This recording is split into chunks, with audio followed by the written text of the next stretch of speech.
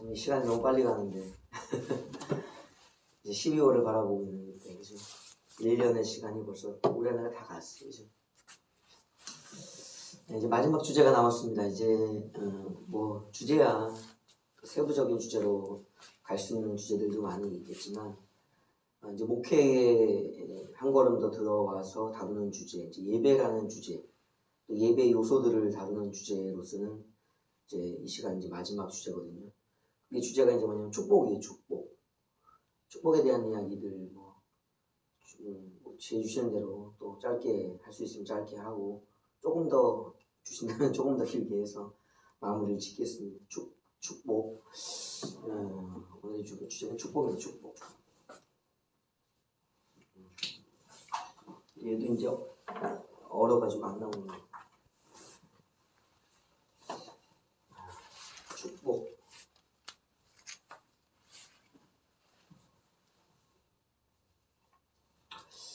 네, 성경에는 많은 복들이 나와 있거든요. 근데 이제 그런 복들을 이제 하나하나 뭐 다 살펴보는 게 좋습니다. 왜냐하면 하나님이 성경에서 하시는 많은 일들이 있지만 축복이라는 부분이 굉장히 차지하는 부분이 중요하고 많기 때문에 또 하나님이 하셨던 일들을 이어받아서 하는 것들이 이제 구약에는 제사장들, 신약에는 이제 목회자들이잖아요. 그렇기 때문에 축복에 대한 이해를 가지고 있어야 돼요. 하나님의 그 말씀 속에서는 복과 저주, 그러니까 축복도 해주셨고 저주도 선포하셨거든요. 복과 저주를 같이 다루셨어요. 그렇기 때문에 하나님이 하셨던 인생들에게 주신 법, 지키면 살 것이요 어기면 죽을 것이라는 그 법과 같이 복도 마찬가지인 거예요. 하나님 뜻대로 살면 복을 받고 하나님의 뜻대로 살지 않으면 저주를 받는다. 그 중에 이제 하나가 축복이에요. 저주를 되게 싫어하잖아요. 그러니까 저주 받아서 회개한 사람은 없어요. 저주 받아서 회개한 사람은 없어. 극히 없어. 다 화를 내고 반항하며 돌아선다. 그렇기 때문에 축복하는 이유 중에 하나가 일단 사람들이 관심을 갖게 하기 위한 그런 장치예요. 이제 어떤 지성이나 또 다른 양심이 있다면 두 말씀을 다 들으면서 하나님에 대해서 배워가고 또 자신의 인생을 돌아볼 수 있겠지만 저주로서는 그것이 힘들다. 조금 사람들이 그만큼 미련하고 완악하기 때문이기도 하고 또 복이라는 것이 가지고 있는 기본적인 사람들에 대한 기대감이 있기 때문에 그런 것이 이제 매맞아서 얻는 인생들, 그런 인생들이 있지만 쉽지 않아요. 인생은 바뀌지 않아요. 저주를 하면 도망간다. 그래서 이제 축복을 배워야 된다. 하나님이 축복을 해줬던 이유도 있죠. 자신에게 돌아오게 하기 위한 거예요. 그 복을 보고 들으면서 좋으면 내게 와라. 복을 받으라. 라는 초대거든요. 보면 축복은 한마디로 초대장이라고 얘기할 수 있어요. 초대장. 그래서 이제 축복의 개념이에요. 이제 뜻이니까 간단하게 살펴보면 축복은 하나님의 초대장이에요. 하나님이 우리를 부르신 초대장. 달콤하신 말로, 부드러우신 말로, 또 은혜의 말로 우리를 부르신다. 대부분 이제 이 말씀들 중에 이제 신구약의 대표적인 말씀들이 구약에는 민수기 6장 말씀이죠. 이제 그 부분이 있는데 이 부분은 찬양으로도 나와 있고 많은 이제 설교도 들으셨을 거예요. 이제 민수기 6장 22절부터 27절의 말씀인데 읽어드릴게요. 여호와께서 모세에게 말씀하여 이르시되 아론과 그의 아들들에게 말하여 이르기를 너희는 이스라엘 자손을 위하여 이렇게 축복하여 이르되 여호와는 내게 복을 주시고 너를 지키시기를 원하며 여호와는 그의 얼굴을 내게 비추사 은혜 베푸시기를 원하며 여호와는 그 얼굴을 내게로 향하여 드사 평강 주시기를 원하노라 할지니라 하라. 그들은 이같이 내 이름으로 이스라엘 자손에게 축복할지니 내가 그들에게 복을 주리라 이렇게 말씀하셨거든요. 그러니까 이 말씀을 우리가 있는 그대로 받아들이면 뭐냐면 일단 하나님의 명령이에요. 초대장이라는 것은 내가 이렇게 할 것이다 라는 것. 그러니까 그것을 하기 위해서는 하나님께 돌아와야 되는 거거든요. 그러니까 이 명령을 받은 것이 누구냐? 제사장들인 거. 제사장은 하고 싶다 안 하고 싶다 이 문제가 되는 게 아니에요. 해야 되는 거예요. 하라고 했으니까. 제사장의 이제 의무 중에 들어가 있는 거예요. 제사만 드리는 게 제사장의 도리가 아니에요.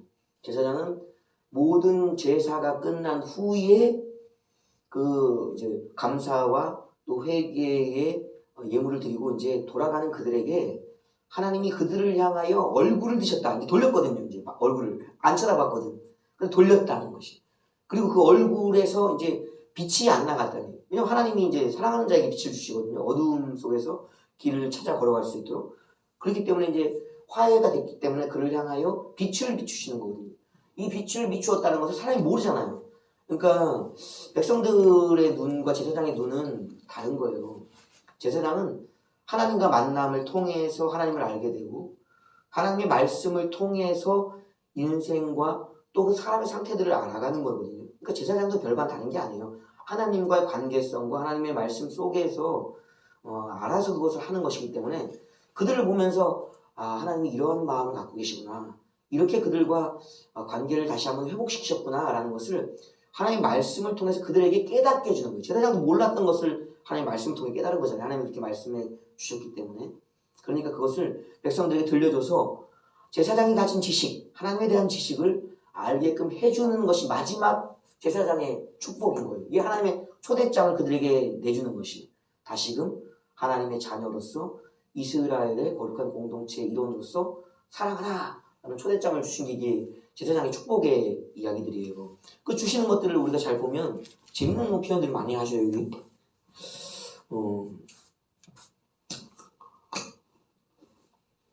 주시는 것들이 있어요. 너를 복을 24절이죠. 복을 주신대, 복을 주신다. 일단 주시는 것, 여기 복. 두 번째, 그리고 지키심, 보호예요, 보호. 그리고, 은혜 베푼다. 은혜를 베푸신다. 그리고 빛을 비추신다. 자신의 얼굴에 영광의 빛을 비추신다. 그리고 평강을 주신다. 미음이죠. 평강을 주신다.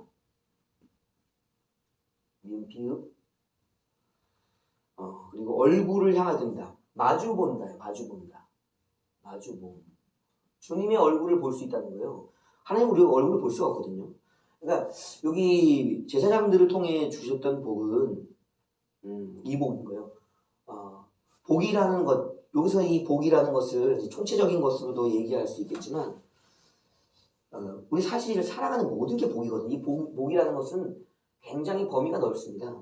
사실은 어떤 범위가 넓으냐면 이제 일상이라는 평범함 그것을 조금만 벗어나 보면 복이라는 게 굉장히 폭이 넓어져요. 예를 들어서 어느 날 제가 멀쩡한 상태잖아요. 갑자기 배가 아파. 그 고통이 계속 가시지가 않는다. 그러면 이 고통 자체가 그를 공격하는 어떤 아프게 하고 힘들게 하는 문제의 원인이 되잖아요. 그때 뭔 복을 구하겠어요, 사람이. 좀 전까지 그냥 속이 편했던 안 아팠던 때를 구하는 거잖아요. 그것이 잠깐 고통도 그 복이라고. 병원 가보세요. 얼마나 다양한 병들로 병원에 사람들이 많은지 병원밖에 잘 된 데가 없다고 생각할 정도로 병원에 사람이 많아요. 그러니까 우리가 알지 못한 희귀병들도 굉장히 많잖아요. 질병이라는 것, 우리가 안 아플 때는 그게 복인지 몰라요. 질병이라는 것. 우리 사고를 당했을 때 사고라는 것이 좀 전에 멀쩡할 때가 있었고 일어난 일이 있어서 사고라고 이해하는 거잖아요. 그러니까 사고를 당하는 것. 그리고 또 죽는다는 것이 결국 끝이잖아요. 좀 전까지는 살아있었으나 어떠한 원인 일을 통해서 죽게 된다는 생명을 잃게 되는 일들. 그러니까 우리가 조금만 더 이렇게 현실에서 눈을 좀 돌려보면 우리가 가지는 것 일상이 복이다라는 것이 이제 얘기되는 것이고 또 숨을 쉰다는 것, 물을 마신다는 것, 밥을 먹는다는 것, 사람이 같이 함께 살아갈 사람이 있다는 것들 이런 것들이 어마어마하게 찰나찰나가 복인 거예요.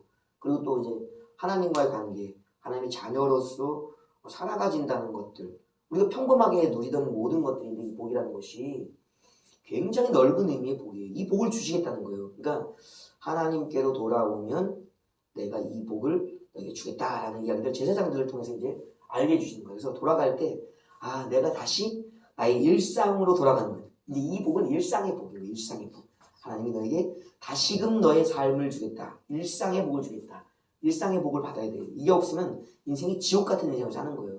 이 복이 충만하면 천국 같은 지상 낙원 같은 삶을 이제 그래서 사는 거죠. 하나님께서 이 복으로 초대를 하고 계시는 거예요. 그 다음 복이라는 것은 우리가 하나님 앞에 나갔던 이유가 있잖아요. 이유는 분명하다고요. 우리 하나님 잘 안 찾거든요. 어려워야 찾고 또 어떤 강한 대적들이 우리 앞에 막아서야지만 아까 전에 이제 현실적인 어려움들 이제 그런 것들이거든요. 그러면 그런 것이 이제 하나님 앞에 제사 드리고 돌아가면 사라지는가? 참 그건 아무도 그렇게 생각하나 없을걸요. 그 생각으로 나간 사람들은 그거는 뭐라고 말하면 못하겠어요. 그러나 생각이 참 현실을 금방 잊으셨다. 정문을 열고 나가는 순간 우리는 하나님의 도움을 또 필요케 하는 다시금 또 하나님께 돌아올 수밖에 없는 현실과 사람들과 영적 존재들을 마주할 수밖에 없다라는 거예요. 그래서 뭐가 필요한가? 하나님의 보호가 필요한 거예요. 왜? 그때까지 내가 죽지 않고 살아 돌아올 수 있어야 되니까 생존의 복. 이게 생존이 살아와야지 그 다음에 하나님께 다시 회복의 복을 받는 거지. 일상의 복을. 죽으면 끝이에요. 하나님의 최후의 징벌은요 죽음이에요. 죽음. 예수님께서는 이제 그런 갈릴리 갈릴리 사람들의 그 죽음과 또 시온 어디죠? 망대 무너짐 이야기 하시잖아요. 그때 죽은 자들에 대한 이야기를 하면서 그들의 죽음에 대한 이유들을 설명해 주셨다고. 죄 때문이라고. 그 보호받지 못하는 때가 있는 거예요. 모든 것이 차면 일이 나는 것이. 그래서 그것이 이 보호의 은혜입니다. 그래서 특별히 그 보호를 받았던 것이 이제 베드로의 보호가 엄청난 보호죠. 자기 목숨도 죽을 뻔한 것을 예수님이 그들을 놓아주라 해서 살려주시고 또 신앙에서 돌아섰잖아요. 예수를 부인하고 도망갔잖아요. 그러나 그 전에 전날 밤에 이제 미리 그 모든 것들을 이제 예고하시고 그를 보호하는 예수님의 기도, 보호의 기도. 이게 하나님의 축복인 거예요. 그 보호를 받고 돌아와서 다시금 이제 사도의 자리에 서서 첫 사도의 가장 우수한 사도였죠. 이제 열심히 있는 사도의 모습을 보이며 살았던 것이죠. 이런 복들이 모두에게 필요한 것이에요. 보호받지 않으면 살 수가 없어요. 은혜를 주신다는 것도 은혜가 이제 기쁨이거든요. 기쁨에서 나오는 말이거든요. 그러니까 은혜를 받은 사람들의 얼굴에는요 기본적으로 기쁨이 있게 되어 있어요. 은혜라는 것은 거저받은 것, 그 거저받은 것의 이면에는 기쁨이 있는 거예요. 근데 이제 기쁨이 없다. 은혜를 받은 게 아니에요. 그게 잠깐 있다 사라진다. 그는 뺏긴 건가? 그건 제대로 은혜 받은 게 아니에요. 그건 자기의 충만함에 있는 거예요. 그러니까 이 나중에 이제 은혜라는 부분 이제 우리가 하나님의 속성 예배 후에 나타나는 게 시즌 3까지는 갈 수 있을지 모르겠습니다. 저도 이제 2까지가 한계인 것 같아요. 더 하는 거는 이제 어려운 얘기들이에요. 사실은 제가 하기도 막 할 수는 있으나 잘하기는 어려운 일들이 이제 그 정도 이제 한 걸음도 들어가는 것이거든요. 하여튼 은혜라는 것은 거저받은 것이기 때문에 감사하는 것이고 그 안에 하나님의 기쁨이 담겨서 오는 것이 은혜예요. 근데 이제 값을 지불하려고 하는 것 자체가 은혜를 모르는 것이고 기쁨을 지키지 못하는 것 자체가 은혜를 모르는 것이. 그러니까 은혜를 아는 것은 하나님이 자기 충만, 그 영원한 즐거움 속에 자기가 계시거든요. 그것은 하나님이 스스로 은혜로우신 분이고 스스로 기쁨의 근원 되신 분이기 때문에 그러니까 하나님께 가야지만 은혜를 알 수가 있어요. 그러니까 그 누군가 신학자 칼빈이 그렇게 표현했나요? 루터가 그렇게 표현했나요? 아마 그런 분 표현이 기억이 나는데 지옥에 내가 가 있을지라도 주님이 거기 계시면 그곳이 나에게 천국이라고 말하는 분이 계셨거든요. 그분은 뭐라고 계시냐면요. 하나님이 계시는 곳은 지옥이 될 수 없는 거예요. 통치가 있고 관계가 있고 그분이 계심으로 그 은혜가 늘 충만해지기 때문에 그것은 장소적인 것도 완전히 변해버리는 거예요. 그러니까 지옥에 있는 것은 어떤 장소적인 지옥이 있지만 실제적인 것은 하나님이 그곳에 대한 관계와 관심을 끊으셨기 때문에 그것이 지옥이 되는 거예요. 그래서 이 은혜를 알면 지옥도 천국으로 바꿀 수 있고요. 인생 자체가 변하게 되어 있어요.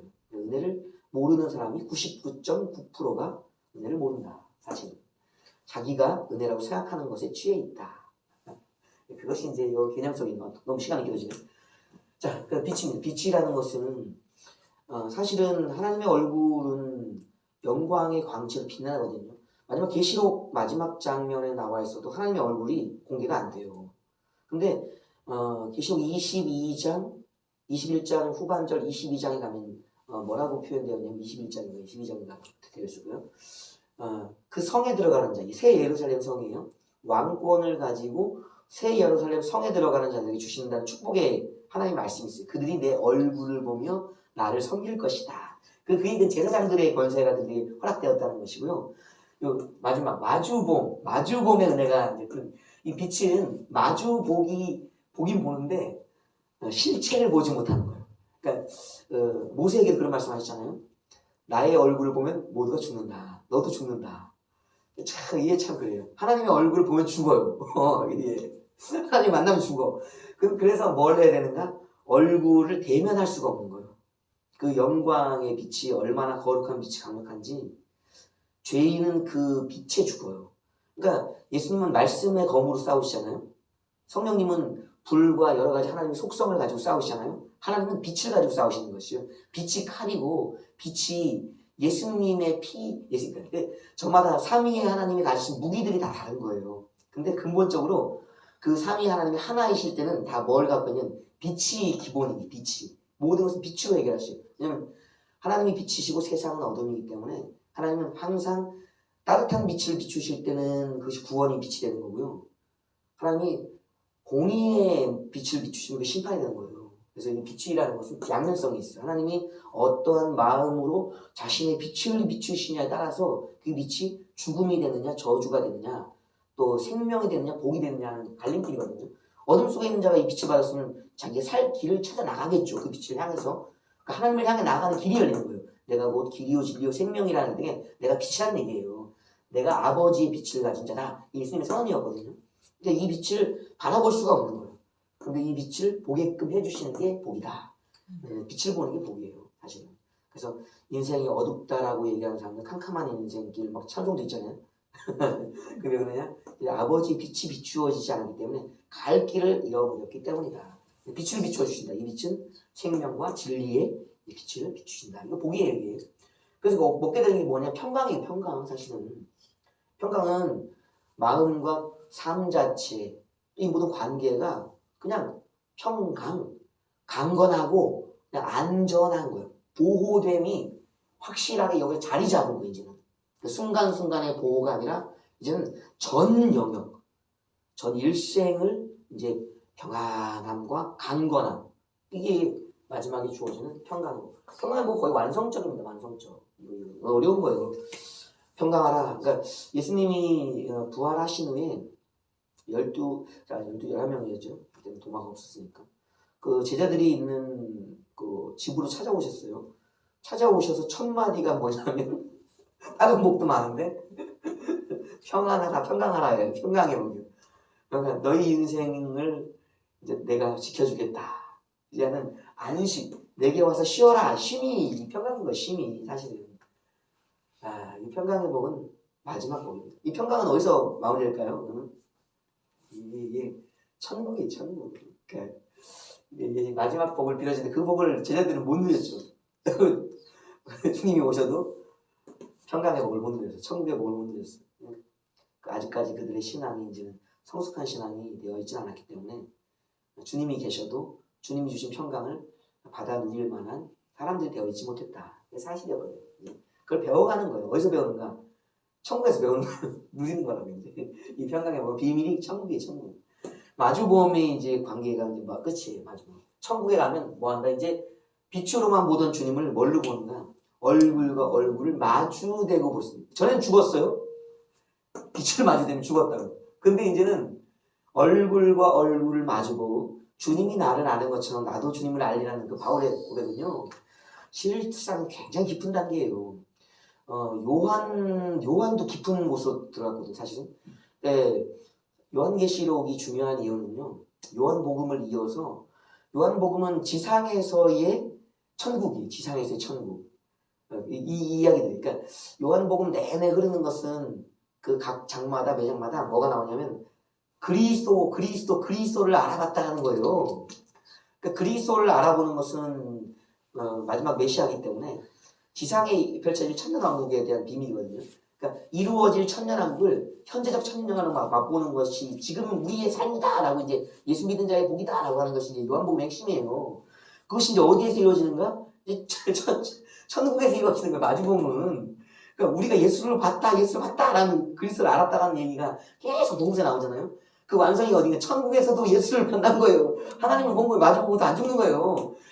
그러니까 지상에서 맛보는 그 완성된 천국과 천상의 천국이 요한복음과 요한계시록 이렇게 이어져 있는 거예요. 사실은 참 어려운 얘기죠. 쉬운 얘기지만 어려운 얘기다. 누려야지 쉬운 얘기지. 누리지 못하면 막 생각하느라고 머리가 뽀개지죠. 요한계시록은 쉬운 얘기예요. 요한복음의 완성 형태, 계시라는 것은 이제 커튼이 가려져 있는 거잖아요. 막이 가려. 분명히 저 뒤에 뭐가 있어. 소리가 들려. 움직임이 느껴져. 그런데 보이지는 않아. 근데 계시 열어졌다, 젖혀졌다라는 거예요. 찢어졌다라는 것이죠. 그러니까 그 열림의 핵심이 이제 예수님의 죽으심이잖아요. 마지막 그 십자가에 죽으실 때 뭐가 찢어졌냐면 휘장이 찢어졌잖아요. 그게 이제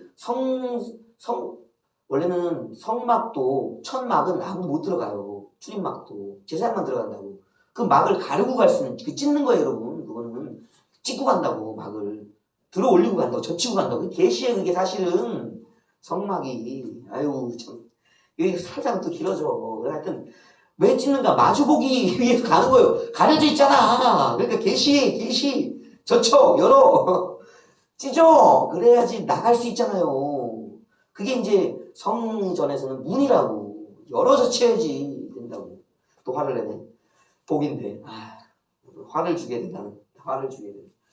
그래서 마주보험을 위해서 열고 가는 거예요. 계시 마지막 계시가 요한계시고 그 선지자들도 그 계시를 계속 열어서 뭐예요? 새하늘 거 새 땅 계시 뭘 위해서?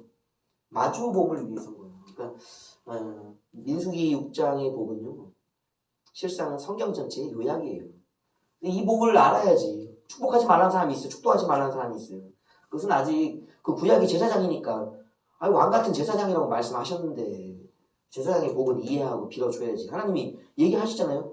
이 복을 빌라라고 그들에게 축복하라라고 명령하셨잖아요. 권세를 주셨잖아요. 의무를 받았으면 그 권세를 이행하는 거예요. 그것이 바로 제사장의 권리이자 또 책임이에요. 책임. 그것을 우리가 알면 좋겠다. 그리고 마지막에 뭐라고 되어 있냐면요. 내 이름으로 그들을 축복하면 내가 그들을 복을 주겠다고 했어요. 그러니까 이 하나님 초대장의 핵심은요. 하나님의 이름으로요. 하나님의 이름이라는 것이 이게 빠지면 안 돼요. 우리가 이름을 굉장히 우리는 쉽죠. 왜냐하면 늘상 누구 이름을 부르니까요. 그 누구라는 존재를 우리가 알고 있다는 거거든요. 비슷한 동명이인도 있지만 그 이름과는 달라요. 같은 이름일지라도 그 존재가 다르잖아요. 그렇기 때문에 일단 이름을 안다는 건 존재를 안다는 것이라는 것이 동명이인이 있을지라도 쉽게 생각하려면 천사들도 이름을 잘 안 알려줍니다. 여러분도 물어보시면 알겠지만 천사가 이름이 뭐예요? 그럼 내 이름 묻지 마. 이름은 안 알려준다고? 이름 자체가 존재적이고 첫 번째 이름 자체가 좀 존재에 대한 비밀입니다. 존재. 이름이 알려지지 않은 존재들은요. 불확실한 존재. 있는지 없는지 확인되어진 미확인 생명체 이렇게 얘기하나요? 외계인을 얘기하는 게 아니고 영적 존재들을 얘기하는 거예요. 사람도 마찬가지예요. 오지에 살고 있는 사람도 이름 알 수 있어요? 몰라요. 그 이름이 들려졌기 때문에 그 사람에 대한 소식이 이름으로 알려지는 거예요. 존재에 대한 것이 비밀은. 그래서 이름을 알았다라는 것은요 보이지 않아도요 존재를 아는 거예요. 그래서 사람들이 이제 하나님 어디 계셔? 하나님 어디 계시냐고 막 그런 사람들이 있어요. 그런 사람들은 아직 이름의 가치를 모르는 거예요. 자기가 이름이 있다는 것은요, 자기가 살아있다는 거거든요.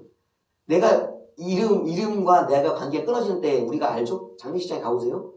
이름 앞에 항상 뭐 붙어요.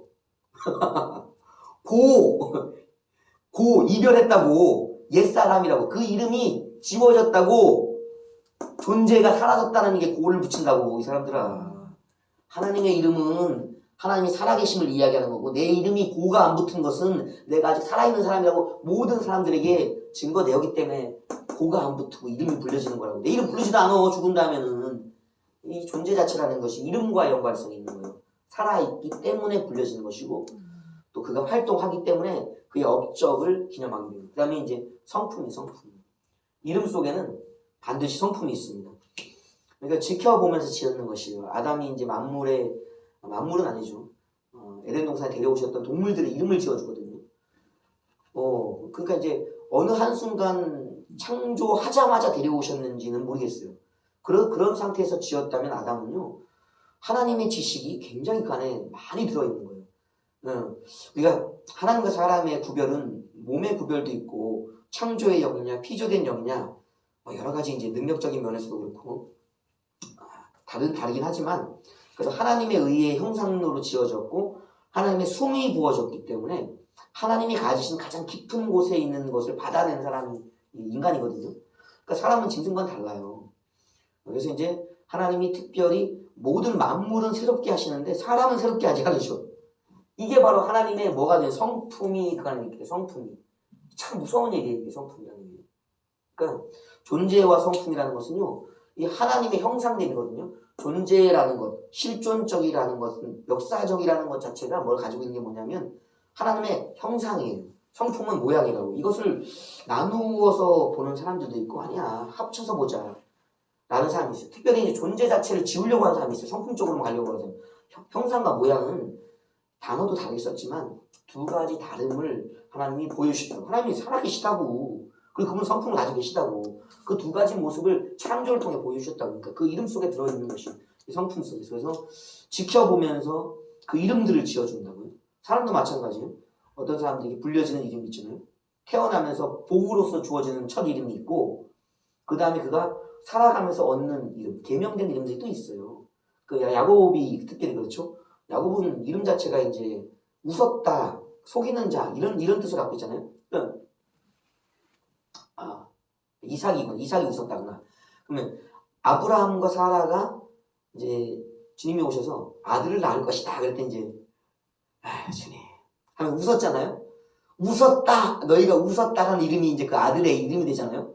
그러니까 이제 지켜보면서 그들의 성품들, 그 존재들이 이렇게 결정되어지는 거예요. 야곱도 마찬가지예요. 살면서 얼마나 꾀가 많은 사람이었어요. 그죠? 그러나 그가 이제 형에게 죽을 위험을 당하자 그가 인생을 이제 돌아보면서, 복이라는 건 이렇게 얻는 게 아니구나. 참 복은 하나님이 주신 것을 누리면서 그 안에서 개발되는 복이 있구나. 내가 누군가를 빼앗아서 얻는 복이 내 복이 아니구나. 그럼 평안이 없는 복이잖아요. 빼앗은 복은. 뺏기잖아, 다시. 찾으러 오잖아. 자기 것을. 그러니까 에서를 마주하기가 두려우니까 그때 목숨을 건 기도를 드리는. 그때 성품이 바뀐 거예요. 그러면서 성품이 바뀌니까 뭐가 바뀌냐면 이름이 바뀐다고. 계명시켜 주시는 거예요. 이스라엘이라는 이름으로. 개인이라는, 야곱이라는 개인 인생, 속이는 자, 발 뒤꿈치를 밟는, 누군가를 자꾸 잡아 태클을 걸어 그의 것을 뺏으려고 하는 자, 속여먹던 자가 이제는 이기는 자가 되어지는 거예요.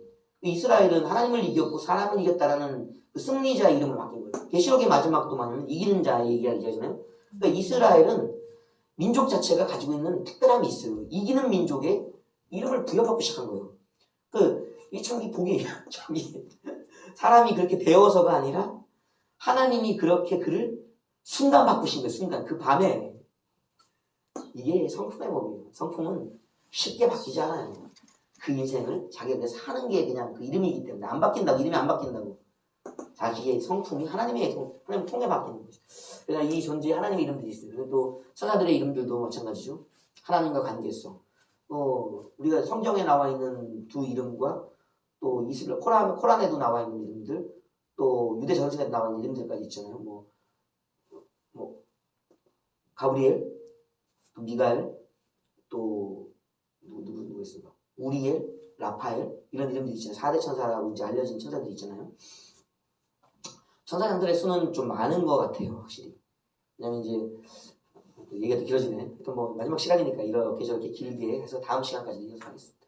그래서 천사장들이 얼마나 있는지는 잘 모르겠어요. 천사들의 세계가 원체 넓고 많기 때문에 그럴 거예요. 일단은 이사야서에 하나님이 보좌를 성전에 펼치시면서 내려보실 때 좌우에 스랍들이라고 하는 천사장, 6날개의 천사장들이 서열을 쫙 하는데 몇 명인지도 보이지 않아요. 그 거리가 얼마인지도 몰라. 다만 이사야가 보았던 순간은 그 장소가 이제 천상으로 변해지는, 이제 몸이 성전에 있으나 순간적으로 하나님의 보좌 앞 회의장에 있는 것처럼 순간으로 변해버리는 거예요. 완전 영적 계시. 이건 계시는 깊은 계시입니다. 이건 장소적 변환의 계시. 천국으로 올라간다든지 이 자리가 천국화되어지는 계시들은요, 꿈과 환상 같은 계시와 달라요. 계시도 여러 계시들이 있어요. 단계적 계시들이 있어요. 그러나 최종적 계시는요, 장소화예요. 장소화. 그러니까 그 장소에 딱 가보면 그렇게 되는 거예요. 얼마나 많은 천사장들이 쫙 좌우로 보좌 앞에 쫙 줄지어 있는지를, 그날은 뭐가 이사야에서 펼쳐졌냐면 천군 장들의 대회의장, 장군들의 회의장. 우리 이번에 미국에서 장군들 다 소집했잖아요. 세계에 있는 장군들, 스타들을 다 소집해서 이제 한번 했잖아요. 셧다운 하느라고. 그것처럼 하나님의 천상 회의가 있다고, 장군들의 회의가 있다고. 이 회의에 누가 오냐? 마귀도 가는 거예요. 마귀가 그냥 가는 게 아니에요. 천사 장들이요, 장이었기 때문에 장으로 개념으로 간다고. 그는 이제 악한 영으로 이제 활동하지만 아직까지도 하나님은 인정해 주시는 거예요. 마지막 날까지. 그러니까 천사장이었던 이제 사탄도 그날 간다고, 하나님. 그날 갔다가 누구를 보고, 욥의 이야기가 이제 그 얘기잖아요. 하나님의 천사장들의 회의. 이제 딱 그 장소를 폈는데 이제 1차 회의였던 것 같아요. 수락들이 쫙. 2차 회의는 언제가는 잘 안 나와요. 천사들의 회의, 천사장들은 천군장들의 회의가 있다고. 미가엘을 중심으로 한 천군들. 그러니까 수라브 중심, 가브리엘 중심. 그러니까 행정 중심의 회의가 있고, 군사 중심의 회의가 있고, 연합의 예배가 있다고. 그 예배가 이제 어디에 녹아져 있냐면 계시록 그 예배장, 사오장이에요. 거기에는 누가 서 있냐면 하나님 앞에 천사장들이 스랍만 있는 게 아니에요. 그룹만 있는 게 아니에요. 스랍과 그룹들이 모여서 하나님 앞에 예배하는 날이거든요. 그게 최종적인 날. 예배 날은 다 와. 모든 천사장들이. 자기 예배 순찰 네 천사장씩 와서 매번 예배를 드려. 근데 그 예배를 보고 왔던 게 이제 다윗이잖아요. 24반차를 만들었던 거예요. 그러니까 그렇게 따지면은 추정컨대, 이건 개인적인 생각입니다. 24반차 곱하기 계시록의 네 생물, 네 천사장들이 24 곱하기 4 하면 천사장들의 수가 되지가 않을까. 그래서 재밌는 상상도 해봐요. 그러나 천사장들의 수는 굉장히 많다. 가브리엘과 미가엘이 이제 중심이 되어서 활동을 하는 거고, 마귀가 대표적인 천사장의 하나로서, 타락한 천사장으로서 활동하는 거지만 성품적으로 이름들이 부여져 있다. 그래서 이제 천사들의 이름, 가브리엘, 미가엘, 그 이름 속에 뜻이 있잖아요. 하나님은 강하시다. 하나님은 유일하시다. 그게 이제 미가엘 아니에요. 그 미가엘 이름 자체가 탁 나오는, 천사장들이 될 만해. 하나님은 유일하시다. 유일하신 하나님. 딱 이렇게 나오는데 누가 감히 내들어 미가엘한테. 같은 깨갱이지. 이름 자체가 그 권세에 이름 있는 거예요. 하나님은 바람, 나뭇잎과 같으시다. 바람 같이 이렇게 들어가봐. 뭔가 힘이 없잖아요. 하나님은 유일하시다. 이 한마디 끝나요. 다 구피라는 얘기요. 왕이시다는 얘기입니다. 미가엘의 이름 자체가 선포되는 딱 미가엘 뜻대로 끝난 거예요. 그러니까 저 여기에 싸움은 그런 거거든요. 이름으로 싸우는 거거든요. 이름으로. 가브리엘도 마찬가지예요. 하나님은 영유시다. 영유시다. 이게 하나님 강하신 분이시다. 그러니까 이게 뭐 천사들의 하나님과 가까이 있으면 가까이 있을수록 권세와 능력이 이름으로 부여되는 거예요. 존재 자체를 이렇게 만들어주시는 거예요. 이게 중요한 거예요. 그래서 하나님의 이름을 안다. 하나님의 이름은 우리가 잘 아는 대로 이제 대표적인 이름이 있죠. 이게 여호와죠. 여호와, 야훼. 여호와의 이름으로 준다는 거예요. 야훼의 이름으로.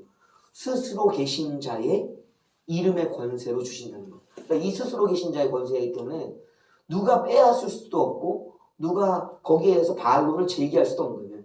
스스로 계신 자존하신 자가 주시는 복이기 때문에 자존자의 허락이거든요. 복의 근원에서 나오는 복이기 때문에 이건 아무도 빼앗을 복이에요. 이 복을 받은 게 아브라함이잖아요. 그래서 아브라함을 믿음의 조상이라고 부르는 이유가 이 복을 받아서 시작한 자이기 때문에 다른 거예요. 여호와의 복. 이 여호와의 이름이 이제 유일하신 하나님, 유일하신 하나님, 유일신. 이 하나님이 이제 삼위의 하나님으로 보기 때문에 신약에서는 누구의 이름으로 부르면 반드시 축복해야 돼요? 예수의 이름으로, 예수. 예수가 그리스도라는 이 이름으로, 원래 이름은 예수, 그의 백성들의 죄를 위해 죽으신 분, 어린 양의 이름이에요. 역사적 존재라고요. 그 이름이 뭐야? 천상의 존재, 하늘 아버지의 아들이신 그리스도로서. 그러니까 하나님이 자신을 보내시는 것이 이제는 아니라 아들을 보내신다. 예수 그리스도는 보면 예수가 바로 여호와시다. 예수가 바로 주시다. 예수가 바로 하나님이시다라는 고백. 이것을 이름으로 기도하는 거예요. 이 이름에 이제 반응하시는 게 이제 누구냐? 성령. 성령의 이름도 받은 자만이 아는 거예요. 이름이. 이거는 왜냐면 임재적인 이름이기 때문에. 임재적인. 그래서 하나님의 이름 속에서는 이 여호와와 예수 그리스도와 성령을 통해서 우리가 존재적으로 성품적으로 복을 받는다. 이제 이 복을 주겠다는 거예요. 그러니까 이 이름으로 기도하라는 거예요. 하나님의 이름으로 기도해야 된다. 존재와 성품이 들어있다. 뭐 이 정도면 될까요? 또 이건 마지막은 이제 이름 하나님 이름 속에 장소가 같은 장소가. 이 장소라는 것은 제사장들에게 있어서는 성소로 가야 되잖아요. 성막으로 가야 되잖아요. 성전으로 가야 되잖아요. 그러니까 제사장들을 만날 수 있는 것은 뭐 제사장들 개인적으로 집에서도 만날 수 있어요. 그러나 제사장들의 복은요 한정되어 있어요. 장소적인 복이에요. 제사장들 집에 찾아간다고 제사장들이 그를 위해서 복을 빌진 않아요. 어디로 가야 되는가? 예배, 제사가 끝난 후에 선포하는 복이기 때문에 꼭 장소적 어디? 성소로 가야 돼. 성소로. 그러니까 이 성소의 복은 마지막 천국에 가야지만 하나님을 만나서 그 복을 받을 수 있는 거예요. 이 이야기들이 있는 거예요. 그러니까 존재적, 성품적, 장소적으로는 하나님의 이름 속에 이것이 다 들어져 있는 거죠. 그래서 하나님 이름을 모른다, 부인했다, 이 복이 다 사라지는 거예요. 그러니까 예수님이 그런 말씀하시잖아요. 이제 그 경고의 말씀, 사도들도 이런 경고를 하셨습니다. 너희가 나를 모른다고 하느냐? 나도 너희를 하나님 앞과 천사들 앞에서 모른다고 할 것이다 라고 이야기하셨거든요. 이름을 모른다고. 내가 너희를 도무지 알지 못한다는 것은 이름을 알지 못한다는 거예요. 그러니까 하나님의 이름을 너희가 몰랐기 때문에 나도 너희를 알지 못한다는 거예요. 그러니까 이름을 알지 못한다는 거예요. 이름을 알려줬다는 건 존재가 드러나는데 내 이름을 모른다는 거예요. 내 이름을. 여호와와 예수의 성령을 모른다는 거예요. 그러니까 나도 너를 모른다고. 서로의 이름을 모르기 때문에 부인되어지는 거예요. 다른 게 아니라 그 말씀의 비밀은 이름을 몰랐다는 거예요. 이름 속에서는 뭐야? 항상 마지막 임재적인 이름, 임재적인 이름. 이것은 그냥 예수, 여호와, 성령이라는 문자적인 이름이 아니라 임재적 이름, 임재적. 이 이름을 부를 때 임재적 이름. 이 이름을 부를 때 오셔야 된다고. 자, 이게 무슨 무서운 얘기예요. 방언 기도를 12시간을 한다. 30시간을 한다. 금식을 40일을 했다. 임재가 없다. 생각해봐야 돼요. 이름을 모르는 거예요, 사실. 이름과 함께 응답이 있죠. 성령님 오시옵소서. 성령이 안 오셔. 이름을 모르는 거예요. 예수님 도와주세요. 예수님 부르는데 예수님이 안 오셔. 이름을 모르는 거예요. 여호와여 나를 바라봐 주시. 안 바라봐 주시. 일이 안 일어나요. 이름을 모르는 거예요. 구원은 여기 있어요. 확인돼요. 자기가 알아요. 참 이게 어려운 일이에요. 교회가 이 이야기를 할 수 있을 정도가 돼야지 목회의 마지막이라고 얘기할 수 있고요. 자기 구원을 확신할 수 있다. 근데 이게 될까? 운명이나 될까? 개인의 판단에 맡기겠습니다. 하여튼 하나님 이름 중요하다. 임재적 이름이 특별히 중요하다. 이제 이 이야기를 하는. 더 해야 되겠어요. 개념적으로 이제 정리를 하자면 하나님의 초대장이다. 축복은 또 하나님의 이름으로 받는 것이다 라고 되어 있습니다. 그리고 사람의 인생을 변화시키는 것이다 라는 것입니다. 세 번째는 인생을 변화시키는 인생.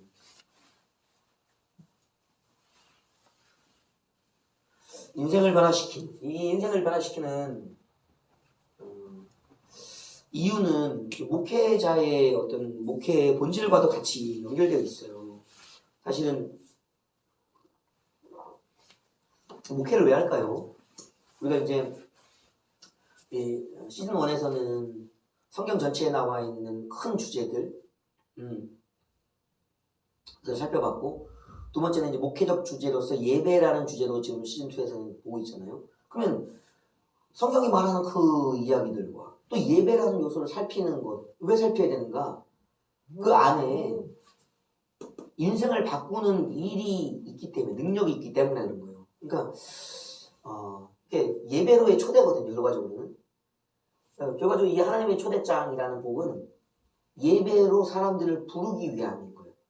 성소로 부르고 제사장 앞으로 부르고 해서 그 성소와 제사장들을 통하여 부르시는 하나님 앞에 서게끔 하는 것이 이제 요소예요. 사실은 이게 왜 예배를 자꾸 예배 또 예배 자꾸 예배를 하고 있냐? 그게 뭐냐면 하나님 앞으로 불러야지만 하나님을 만난 자들이 변화가 되거든요. 사실은 하나님을 알지 못하면 지옥이잖아요. 아는 자는 천국이고. 이 갈림길이 인생의 변화의 갈림길이에요. 이 인생을 부르신 이유는요. 첫 번째는 천국과 지옥의 결정이기 때문에. 천국과 지옥. 예수님이 오셔서 선택을 하라는 거예요. 예수님 오셔서 천국을 바로 얘기하셔요. 회개하라. 천국이 가까이 왔다. 회개하라. 그러면 천국을 너희가 얻을 것이다 라는 것이 그 얘기예요. 그러니까 오자마자 뭘 선포하셨냐면요. 천국을 선포하셨어요. 그럼 그 이야기의 뒷면에 뭔지 뭐냐면요. 회개하지 않으면 지옥이다라는 말이 같이 붙어 있는 거예요. 아니 우리는 이제 해석을 해야 돼요. 이제 목회자들이 인생을 변화시킨다는 의미에 있어서는 천국과 지옥을 선택하라고 얘기해 주는 거예요. 이 얘기는 뭐냐면요. 이면에 말씀이 있다고. 회개하라. 회개. 천국이 가까이 왔다. 천국이 너희 것이다. 라는 회개 천국이 있다면 반대로 이 이야기의 뒤에 이면의 뜻은 뭐냐면요.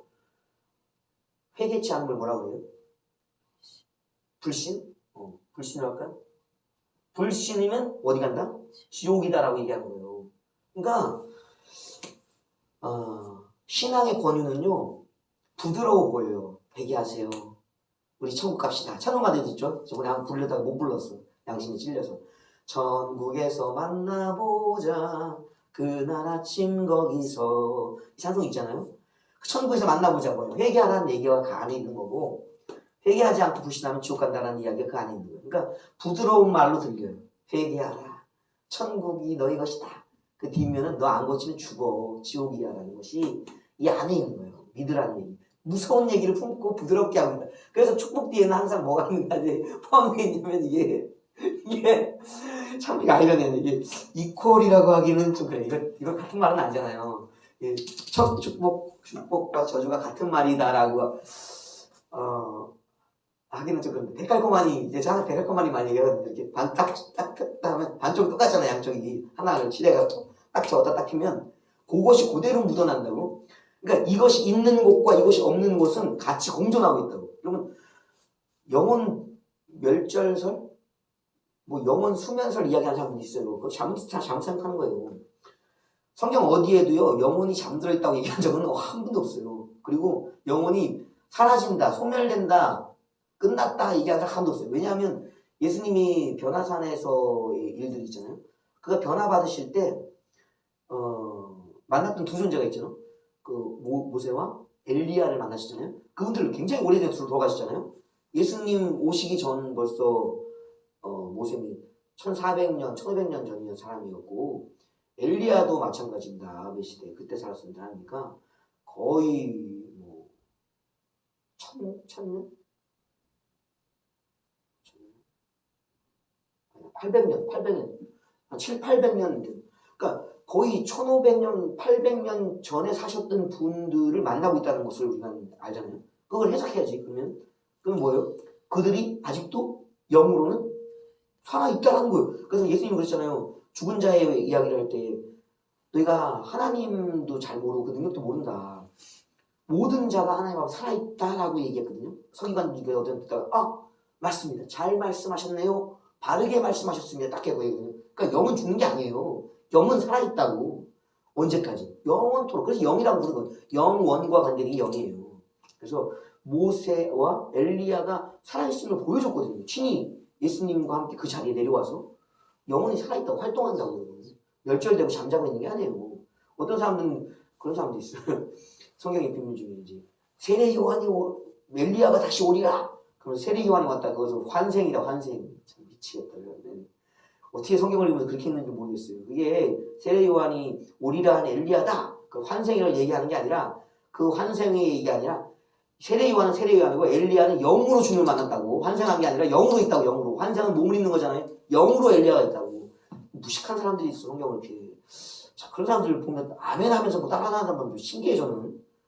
어떻게 그런 생각을 할 수 있는지 모르겠어요. 환생이 아니라 영으로서 엘리야가 예수님을 만났다고. 그 얘기가 있다고. 그러니까 결국은 그들이 어디 있었기 때문에 올 수 있었던가. 지옥에 있는 자는 불러내지 못해요. 우리가 이제 사울 왕이 사무엘의 영을 불러 올리러 갔잖아요. 근데 그게 이제 엔돌의 그 신접한 영을 통해서 불렀잖아요. 거룩한 자, 특별히 이 땅으로 영을 불러내릴 수 있는 자, 천사와 달라요, 사람의 영은. 천사들은 하늘과 땅을 심부름꾼으로서 일하는 사역자로서 왔다 갔다 하잖아요. 그거 가능해요. 근데 사람은 경계가 있다고. 몸으로 사는 세상에 이 생이 끝나면 영으로 사는 세상, 그 세상 간다고. 다시 오지를 못해. 그것이 천국이든 지옥이든 분명히 그가 일생을 살면서 선택한 곳으로 간다고. 근데 엔돌의 그 신접한 자를 불러 올렸잖아요. 불러 올릴 수 있는 것이 무엇인가? 그 두 가지가 있는 거예요. 그 악령이 왔다라는 얘기. 또 이제 실제 예수님의 비유, 베가산의 이유처럼 낙원에서 쉬시던 분을 불러왔다는. 어느 게 맞을까요? 부르는 자에게 호응한다고. 부르는 자. 예수님이니까 엘리야와 모세가 왔지. 또 그분이니까 그것을 그 존재들을 불러낼 수 있는 것이지. 어찌 귀신들이 제가 불러요. 귀신이 속여서 부르는 거지. 그러니까 천국이든 지옥이든 낙원이든 음부든 가면 끝이요. 나올 수가 없어. 다만 예수 그리스도에 의해서 그가 불려졌던 거예요. 왜? 주님이 계신 곳이 낙원이기 때문에 순간 그 변화산의 몸은요. 예수님의 영적인 어떤 단계들의 몸 중에 신비의 몸이에요. 신비의 몸. 참 이해할 수 없는 그 몸에 대한 이야기들이 많습니다. 예수님의 다섯 몸에 대한 얘기들을 이해하면 재밌어요. 그 몸을 이제 얼마나 우리가 경험하느냐의 정도에 따라서 성숙이나 이런 것이 달라지는데, 하여튼 그 변화된 몸을 가지고서는 뭘 할 수 있었는가? 낙원에 쉬는 자들을 불러와서 대화할 수 있는 그 순간 뭐예요? 자신과 천국이 길이 난, 내가 곧 길이요 진리요 생명이라는 그 말씀이 바로 그 자리에서 보여졌다고. 참 놀라운 말씀이에요. 이게. 알아서 보십시오. 성경에서. 자꾸 읽으면 재밌어. 그 장면에서 못 떠나. 그러면 몇 시간이 그 머물러 있는 거야. 그게 인생을 변화시킨다. 왜냐하면 그 장면이 끝나자마자 베드로가 어마어마한 결단하죠. 초막을 짓겠다고. 초막을 짓는다는 것은 이스라엘 내에서요. 어마어마한 선언이에요, 여러분. 초막 언제 짓겠어요, 우리가? 초막절에 짓는다고, 장막절날. 그건 모든 절기의 마지막이라고. 영원한 쉼의 장막의 날. 그 장막, 살아온 광야의 고난을 추억하는 것이기도 하지만 그 고난과 함께 오늘의 쉼이, 그때 그 장막의 쉼이 평강으로 이루어졌다라는 것은 오늘의 고백이에요. 그것은 언제는 마지막 날의 쉼을 오늘 또 고백하는 거거든요. 장막절은 그래서 중요한 거예요. 천국을 소유한 자만이 할 수 있는 것이 그 장막 짓기라고. 그걸 지금 하자는 거예요. 장막절도 아닌데. 베드로의 신앙이 이렇게 뜨겁다고. 이렇게 할 수 있는 사람이 이게 복을 하는 자라고, 복을. 그래서 그 순간은 자기가 뭔 말을 하는지도 몰랐대. 당연하죠. 너무 심취해서 이 축복 속에 취해서. 그다음에 축복 뒤에는 뭐가 있냐면 저주가 있는 저주. 이 축복과 저주가 같이 있냐니까. 저주. 그래서 이 축복을 온전히 받은 자가 뭘 하냐? 저주를 아는 거야. 천국에 간 자가 뭐라는 거야? 지옥을 아는 거야. 지옥에 간 자가 뭐라는 거야? 천국을 아는 거야. 저주받은 자가 뭐라는 거야? 복을 하는 거예요. 그게 알아진다고. 충만하면, 어설프면 몰라. 그러나 충만 속에서는 항상 그의 표미한 거. 그래서 인생을 변화시키는 것이 천국과 지옥을 선택하는 복이 최종적인 복인데, 신앙의 복은 무서운 거예요. 선택을 안 하면 큰일 나는 거예요. 일단 신앙은 뭐 해야 돼? 필수적으로 선택을 하고 봐야 되는 거야. 하고 예수를 믿고 봐야 돼. 고민할 게 아니에요. 이거는 일단 믿고서 그 다음을 얘기하자. 그 다음도 헤맬 일이 엄청나게 많다. 인생을 변화시키는 건 천국과 지옥을 변화시킨다. 두 번째는 사람을 사람답게 하는 게 있는 거예요. 사람답게 하는 것은 사람답다. 사람다움을 이제 선택하게 하는데, 이것이 뭔 얘기냐면 사람이 다 사람이 아니에요. 짐승이라고. 사람은. 왜냐면 이제 흙이라는 부분, 영과 육의 차이점은요 명백합니다. 물질이 달라요. 영이라는 것은 영적 물질로 지어진 것이고 이루어진 것이고 6이라는 것은 육적 물질로 지어진 것이고 0이 물질이 아니라고 하는 사람들도 있어요. 근데 그것은 옳지 않은 표현인 옳은 표현은 아닌 것 같아요. 왜냐하면 이제 철학자들도 옛날에 고대 철학자들 중에는 유물론자들이 있잖아요. 그 출발점이 뭐냐면요. 영도 물질이다. 육과 같은 또 다른 물질이다라고 철학자들도 고대부터 생각했다고. 그리스인들은. 대단한 사람들이에요. 왜냐면 영적 존재를 만났잖아. 그 영적 존재가 몸은 아닌데도 현현이라고 되는 보여짐, 만져짐이 되잖아요. 베드로에게 천사들이 찾아와서 뭐예요? 깨우잖아요. 이렇게 깨우잖아요. 또 다니엘을 만났을 때 그 앞에 무릎 꿇을 때 어깨에 손을 얹잖아요. 그러니까 영과 육이 만나는 지점이 있다고. 영과 육이 만나는 지점이 뭐냐고 거기가. 그게 바로 물질화의 개념이에요. 영적 물질과 육적 물질이 만나는 지점이 있다고. 그러니까 영과 육은 다르나 물질이라는 지점에서 소통되어지는 만져지는 촉감되어지는 영역에서는 일치되는 만나는 지점이 있다고. 그걸 일찍 깨달은 사람이 있다고 철학적으로. 그 유물론자들의 시초들이에요. 영도 물질이다. 그것이 이제 더 깊은 단계를 가지를 못했어. 물질이 아니다라는 쪽도 갔었어야 되는데 이면성을 보지 못했던 거예요.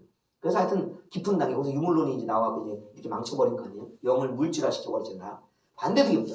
영은 물질화 되기도 하지만 영은 물질화 되지 않는 영의 영역이 따로 있다고. 그러니까 이런 부분들이.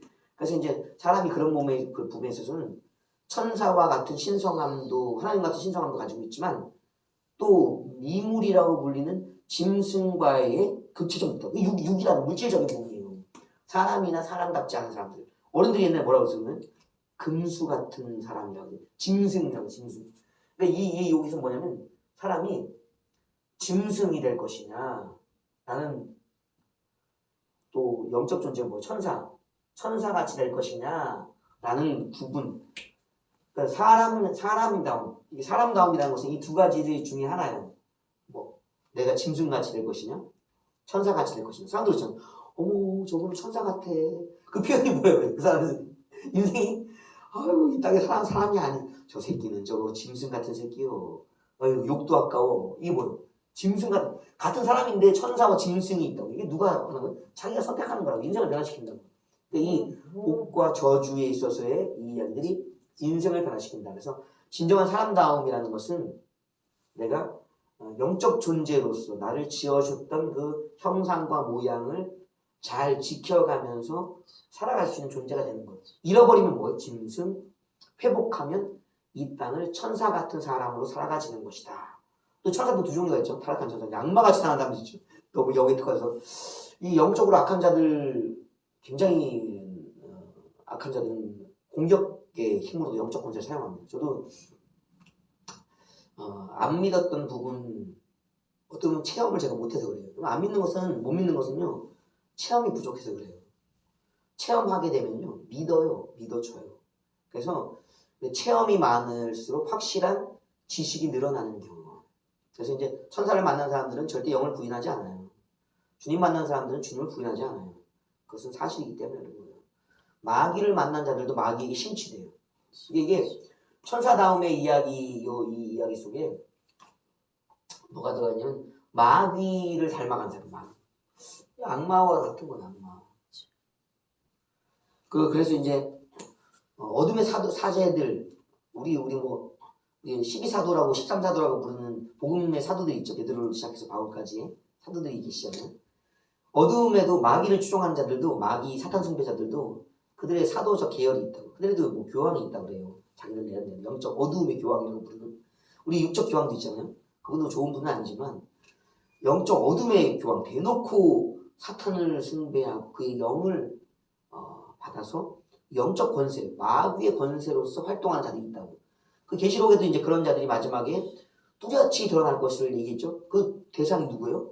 이게 적그리스도가 거의 선지자들인 거예요. 그 날에 있을, 최종의 날에 있을 사탄의 온전한 악한 권세와 능력이 부어져 만들어갈 이 마귀의 권세들이 사람들이 있는 반면에 또 지금도 그러한 거짓 선지자들과 적그리스도들이 계속 있죠. 그들이 하는 것들 보시면 그들이 하는 것은 축복이 아니에요. 저주의 저주. 그러니까 세상을 저주하고 인생을 저주해서 죄에서 벗어나지 못하게 하고 하나님과의 관계를 갖지 못하게끔 한다. 그러니까 뭐가 되는가? 짐승이 되는 거예요. 그러니까 우리가 천사가 되어 천상의 존재들 영향을 받으면 지상에 천사처럼 살아가고 하나님과 관계에서 살아가지만 떠나서 악마처럼 살아가는 마지막은 뭐냐면 짐승이 되는 거예요. 짐승. 왜? 영을 잃어버리는 거예요. 관계가 끊어지는 거죠. 이 초대장에 대한 이야기는 관계거든요.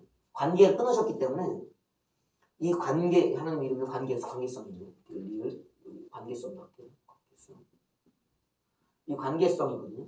그래서 이 관계성이 끊어지고 나면 뭘로 가냐면 짐승이 되어지는 거예요. 짐승. 그래서 이제 세상의 마지막 날 우리 짐승표라는 게 많이 요즘 나오죠. 그 짐승의 세상이라는 거, 짐승이 통치. 그러니까 땅에서 등장하고 바다에서 등장한 짐승들이 다스리는 세상은 뭐 짐승의 세상이에요, 여러분. 왜? 사람들이 짐승이 되었기 때문에 그들을 다스리는 자가 뭐예요? 대왕 짐승, 큰 짐승이 나와서 그들을 다스리는 거예요. 그러니까 이제 하늘에 누가 오신? 하늘의 통치자가 그들을 이제 심판하러 오시는 것이 세상의 구조예요.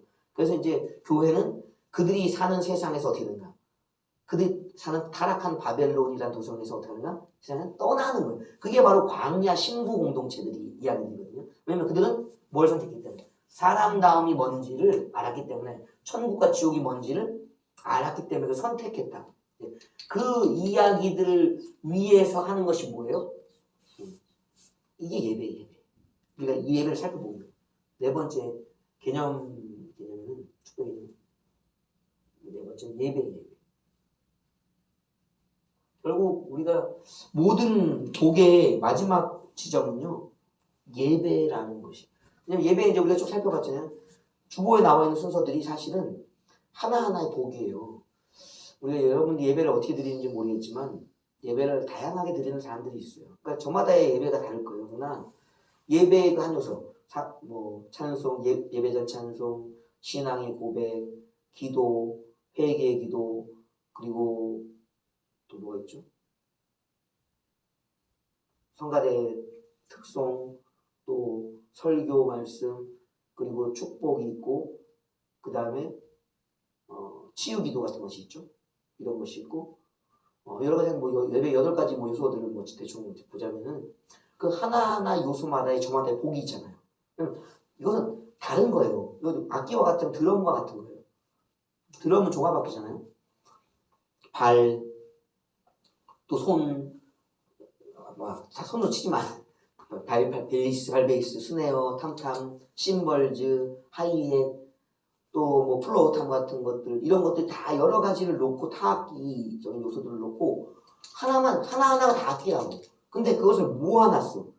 그래서 모아놓고서 하니까 종합적인 소리가 나는 타악기잖아요. 종합 타악기잖아요. 타악기 중에 가장 어려운 것이 이제 이런 드럼 같은 계열.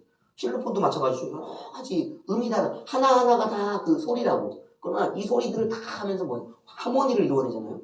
악기도 이렇듯이 예배라는 것도 다른 여러 가지 개별의 복이 있다고. 그 복을 다 모아놓은 거 어디로? 이 예배는요. 그래서 축복의 장이에요. 축복의 잔치라고 잔치. 그래서 천국에서 뭐가 벌어진지 아세요? 어린 양의 혼인잔치, 그 얘기할 잔치? 근데 잔치인데 잔치를 안 하고 뭐 하고 있어? 예배드리잖아요. 이게 좀 이제는 열어놔야 돼. 이해를 해야 돼. 언제까지 이게 설명을 하나하나 이제 초등학생은 아닌데. 이제 우리 목회자이기 때문에 이런 개념들은 좀 풀어야 된다. 이제 잔치가 이런 잔치. 예배, 축복의 장의 잔치가 있는데 그 예배가 종합잔치.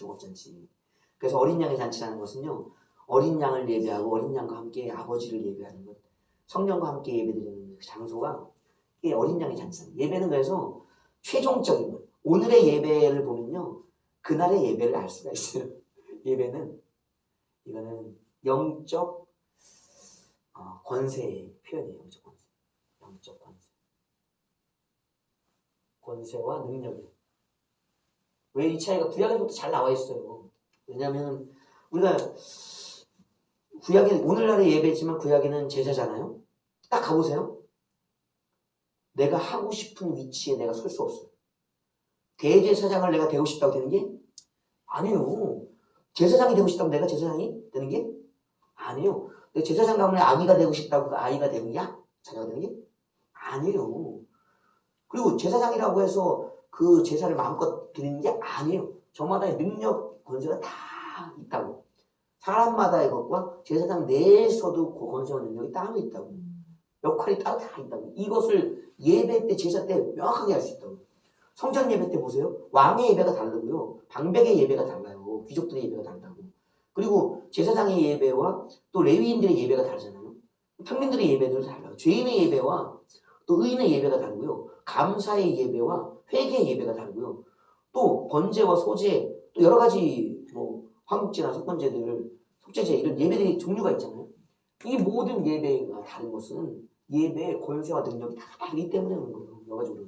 그래서 보면 안다고. 아, 저 사람이 가지고 있는 위치, 저가 드린 예배의 종류를 통해서 그 사람의 권세를 오늘도 알 수 있고, 당연히 천국이 마지막 예배의 장소고 천국 장치니까 그날도 짐작해 볼 수 있다고. 근데 다만 그 짐작인 것은 뭐냐면 변화되고 성숙되어 저 가기 때문에 그런 거예요.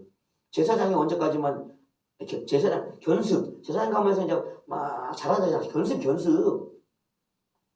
그러다가 이제 어느 때가 되면은 이제 직분을 허락해 주는데 그게 이제 25이나 30쯤 되면은 이제 그 단계에 맞게끔 제사장의 옷도 입히고 에봇을 입히잖아요. 그러니까 이게 예배에 들어가면 이제 예배의 요소 중에는요. 외적인 권세 시간이 시간 좀 있죠? 이 권세를 확인할 수 있는 것은 옷이에요. 일단 권세를 하고 옷이 있다고. 이 옷을 처음에는 뭘 입냐면 이제 평민의 옷을 입어요. 평민의 옷. 왜? 사람이잖아요. 사람이요. 평범한 옷. 그러니까 일반 뭐라고 표현해 지금? 일반적인 옷. 사복. 그래 사복을 입는다. 사복인지 사복을 입는다. 일상의 삶이라고요. 혼자 그냥 살아요. 그러다가 이제 어느 정도 이제 수련에 접어들면 세마포라고 있죠. 세마포라는 것은 이제 그냥 평범한 사람이 아니라 제사장의 영역으로 들어올 때가 되었다라는 것을 이제 구분해 주는 게 이제 이 세마포 옷을 입히는 거예요. 이 세마포 옷을 입은 다음에는 이제 뭘 입냐? 이제 겉옷이네, 겉옷. 그죠? 제사장의 겉옷. 네. 겉옷. 이 겉옷은 이 세마포는 제사장의 아들들이 입었었죠. 제사장의 아들들이 이제 속옷을 입는 거, 속옷. 그러니까 이것은 속옷. 속옷 위에 겉옷을 하나 더 입어요. 여기까지는 제사장의 아들들, 세마포까지는 속옷은. 여기는 사복은 제사장의 자녀들, 어린 자녀들. 세마포는 속옷은 성숙한 자녀들. 그 다음에 이제 겉옷을 입는 것은 이제는 대제사장이 되어서부터 이제 겉옷을 입기 시작한 거예요. 이 겉옷 위에 뭘 붙이냐면 에봇이 붙는 거예요. 에봇을 세마포 옷에다 바로 입힌 게 아니에요. 에봇은 다는 거예요. 부착시키는 거예요. 거는 거예요. 여기에 보석을 달고 그리고 우림과 둠빔을 넣어야 되기 때문에 무겁다고, 좀 무게가 있다고. 그러니까 이 지지대가 필요하다. 끊어지지 않을 지지대가 필요하다. 그러니까 세마포에서 바로 못 입혀요. 세마포가 너무 약해, 옷이. 이게 왜 사람들이 얘기하지? 이게 사역의 옷이라고 해요. 이게 사복은 이제 거룩한 구별되는 백성들이니까 구원의 속옷. 세마포는 사역의 속옷. 여기서 이제 좀 힘이 붙으면 겉옷을 입혀서 거기서 단련되는 뭘 입혀 에봇을 부착해서 이제 완전히 뭐야? 대제사장의 직무를 수행하는. 겉옷과 에봇은 이거는 대제사장의 옷이 대제사장. 이거는 제사권을 수행할 만한 자들이 입히는 거예요. 요 세마포만 입은 자들은 저기를 들어가지 못해요. 지성소를 들어가지 못해요. 우리가 이제 어린 양의 피로 하나님 아버지 앞에 나아갔다라는 얘기는요. 우리가 뭘 입었다는 거예요? 대제사장 옷을 입었다. 세마포는 옛날에 입었던 거예요. 세마포는 목회자들은 대부분 세마포 입었다는 거예요. 근데 이제 우리가 대제사장이신 예수님을 닮아가는 제사장이라는 거냐면요. 멜기세덱의 반차를 따른 대제사장화된 영역이에요. 내가 대제사장이야. 내가 예수님과 같다. 이게 아니라 예수님과 같은 하나님 앞에 설 수 있는, 다만 예수 그리스도 이름을 의지한 대제사장이 되었기 때문에 우리가 이 에봇을 입었다고, 제사장의 옷을 입었다고, 예수로 옷 입었다는 거, 그게 그 말이에요. 예수님이 가지신 대제사장의 옷을 우리가 예수를 믿음으로 입어졌다라는 거죠. 이게 바로 영적 권세예요. 이렇게 입은 자의 예배가 어떨까요? 드세요. 달라요. 예배 드리는 거 보면 다 알아요. 사복도 못 입은 사람도 호다해. 이거 사복이라는 건 구원의 백성이에요. 구원의 백성. 구원의 백성. 구원의 백성이 어떻게 될까요? 구원의 백성은요, 처음 시작이요, 변화된 인생을 기억합니다. 천국과 지옥을 믿고요, 천사와 짐승됨을 구별할 수 있는 사람. 근데 그런 사람이, 이 구별이, 인생이 변화된 사람이 뭐 하는 거예요? 예배로 오거든요. 초대장이기 때문에. 근데 예배 온 거 보면 알지. 아이고, 뭘 못 얻었어요, 아직? 구원도 못 얻은 사람이 있어. 목회자니까 사실을 얘기해야 돼요, 이제는. 언제까지 속이면 안 돼. 구원도 못 얻은 사람한테 구원 얻었다 그러면 안 되고, 사역적 옷도 못 입은 사람한테 사역자라고 얘기하면 안 되고, 대제사장에 가있지도 못하는 사람한테 그렇게 얘기하면 안 된다고. 이것은 임재적인 이름 속에서 분명하게 자신도 알아. 양심이 있다면 알아지는 거예요. 그럼 뭐 어떻게 되겠어요? 참된 예배가 되어질 수가? 그러니까 이게 참 어려운 거예요. 예배가 예배답지 않은 지점이 많이 있어요. 그럴 수밖에 없어요. 이런 사람들이 허다하게 모여서 드리는데, 누가 모여야 되는 제사장? 대제사장과 제사장은 모여야 되는데, 구원받은 사람들은 모여야 되는데, 그런 사람들이 안 모여서 드리니까 구원의 감격이 없지. 임재가, 속죄가 선포가 안 돼. 천상의 예배가 될 수가 없지. 그러니까 결과적으로는 이 마지막은요, 이 천국 예배를 이룰 수 있나요? 천국 예배. 이 천국 예배를 경험하는 거야. 몇몇은 해요. 이런 단계에 가 있는 사람만큼. 예배 드리면서 하나도 은혜 못 받은 사람 못 이깁니다. 이곳이 나와 주밖에 안 계신 천국이네 고백하는 사람 여기 가 있는, 주님을 마주보고 주님의 빛이라도 보고 온 사람들, 구원의 초대를 받은 사람들, 여기들이 예배 속에 나와 있는, 옷에 따라 달라집니다. 그래서 이것을 보면 뭘로 본다? 영적인 옷이 보입니다. 여기에서 그래서 이제 계시록에 이제 인을 뛸 때 보시면요, 중요한 표현들이 있어요. 우리가 이제 복과 저주가 같이 붙어 있기 때문에 인을 갖다가 저주로만 보는 사람이 있어요. 근데 그 저주의 이면에는요, 반드시 복이 있어요. 복의 이면에 저주가 있는 거예요. 왜냐면 해서 받는 복이 있고, 하지 않으면 저주가 바로 따라오기 때문에 그런 거거든요. 그러니까 인을 뛸 때 보면은 5번째인 때 순교자들의 호소가 있잖아요. 순교자들이 어디서 호소하는지를 잘 봐야 돼요. 어디냐면요, 보좌 앞 제단 아래에 있다고 했어요. 그러니까 하나님의 보좌를 여기 놓으면요, 24장로들이 둘러서 있고요, 내생물이 그 앞에 있고요, 어린 양이 오른쪽에 계시잖아요. 그리고 그 앞에 뭐가 있냐면요, 7 등불 대신 성령이 계시고, 마주 없어. 그리고 그 옆에 보면 제단이 있어요. 제단, 향단도 있어요. 이거 뭐냐면 하늘나라의 가장 깊은 영역에 하나님 보좌 어디 있냐면요, 그게 성소와 성전이 그대로 거기 있는 거예요. 그것을 보고 온 사람들이 뭐 한 거예요? 그걸 성막과 성전으로 바꾸어낸 거라고. 그러니까 그 성막과 성전, 그러니까 모세와 다윗은요, 하나님이 어디까지 갔냐? 세례 요한이 봤던 것처럼, 바울이 봤던 것처럼 하나님의 보좌 앞, 하나님 예배 받으시는 곳, 하나님의 단순 회의장이 아닌 이사야서는 회의장을 봤잖아요. 그 회의장이 아닌 예배 장소가 따로 있어요. 이 장소에 가서 보고 온 거예요. 이게 엄청난 거예요. 그러니까 영적 예배를 이루어낼 수 있는 이 권세가 바로 이 안에. 그래서 이것을 드리는 걸 보면 그가 뭔 옷을 입었는지가 영적으로 보여지게 되는 것이고, 알아지게 되는 것이고, 눈이 열리면 보이는 거고, 안 열렸으면 말씀으로 분간하는 거야. 어느 옷을 입었겠구나. 그죠? 옷을 통해서. 능력이라는 것은 그 다음에 이제 뭘로 나타나는가 하면요, 이제 임재로 나타나요. 임재. 옷은 임재가 그래서 중요한 거예요. 임재는 옷이라는 것이 그 영적 예배를 드릴 권세. 이 사복 입은 사람은 절대 이 예배를 드릴 수 없어요. 세마포 입은 사람도 결국 이 예배로 갈 수가 없어요.